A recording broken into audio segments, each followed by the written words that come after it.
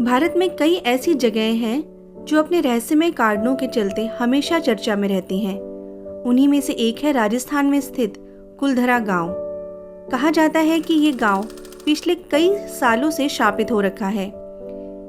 इसी कड़ी में आज हम कुलधरा गांव के रहस्य को जानेंगे। कुलधरा गांव के इस रहस्य के पीछे एक ऐतिहासिक घटना छिपी है। इस गांव में पिछले कई सालों से कोई बसेरा नहीं हुआ है।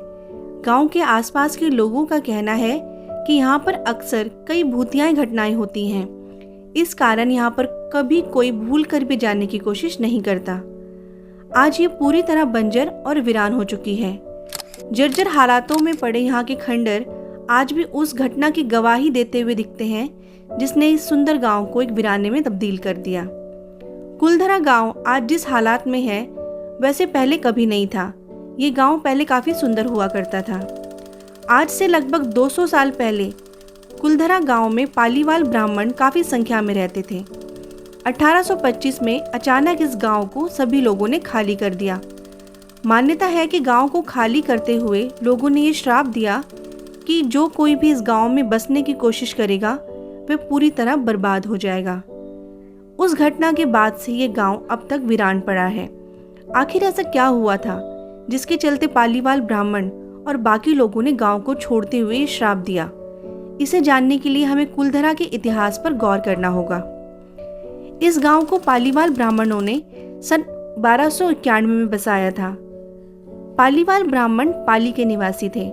वे सभी 11वीं शताब्दी में पाली से विस्थापित होकर राजस्थान के विभिन्न स्थानों जोधपुर, जैसलमेर, सालमेकर, बीकानेर आदि में आकर रहने लगे। उस दौरान कुलधरा काफी समृद्ध गांव हुआ करता था। ये गांव हर सुख सुविधा से संपन्न था। यहाँ पर कई बड़ी बड़ी हवेलियां हुआ करती थीं। अचानक इस गांव में कुछ ऐसा हुआ जिसने सब कुछ बदल दिया। एक मान्यता के अनुसार यहाँ की रियासत के दीवान सालिम सिंह की नज़र ब्राह्मण की पुत्री शक्ति मैया पर थी। वह उसके साथ विवाह करना चाहता था। वहीं दूसरी तरफ गांव का ब्राह्मण अपनी पुत्री का विवाह किसी दूसरी बिरादरी में नहीं करना चाहते थे। ऐसे में सालेम सिंह ने गांव वालों को धमकी दी कि अगर वे शक्ति मैया से उनकी शादी नहीं करवाते हैं तो वे पूरे गांव को तहस नहस कर देगा। ऐसे में गांव के सभी पालीवाल ब्राह्मणों ने पंचायत में ये निर्णय लिया कि वह इस गांव को छोड़ देंगे। उसके बाद सभी ब्राह्मण गांव को वैसा ही छोड़कर रातों रात वहां से चले गए। जाते वक्त उन्होंने ये श्राप भी दिया कि जो कोई भी इस गांव में बसने की कोशिश करेगा वह पूरी तरह बर्बाद हो जाएगा। वहीं दूसरी कहानी की माने तो गांव वालों ने सालिम सिंह द्वारा अत्यधिक मात्रा में कर वसूले जाने की वजह से परेशान होकर गांव को छोड़ा।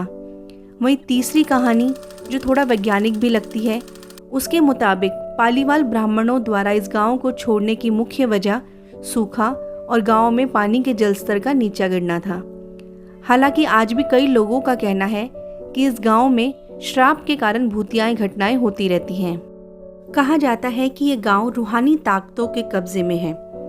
टूरिस्ट प्लेस में बदल चुके कुलधरा गांव घूमने आने वालों के मुताबिक यहाँ रहने वाले पालीवाल ब्राह्मणों की आहट आज भी सुनाई देती है। उन्हें वहाँ हर पल ऐसा अनुभव होता है कि कोई आसपास चल रहा है। बाजार के चहल पहल की आवाज़ें आती हैं। महिलाओं के बात करने और उनकी चूड़ियों और पायलों की आवाज़ हमेशा ही आती रहती है। प्रशासन ने इस गांव की सरहद पर एक फाटक बनवा दिया है जिसके पार दिन में तो सैलानी घूमने आते रहते हैं, लेकिन रात में इस फाटक को पार करने की हिम्मत कोई नहीं करता।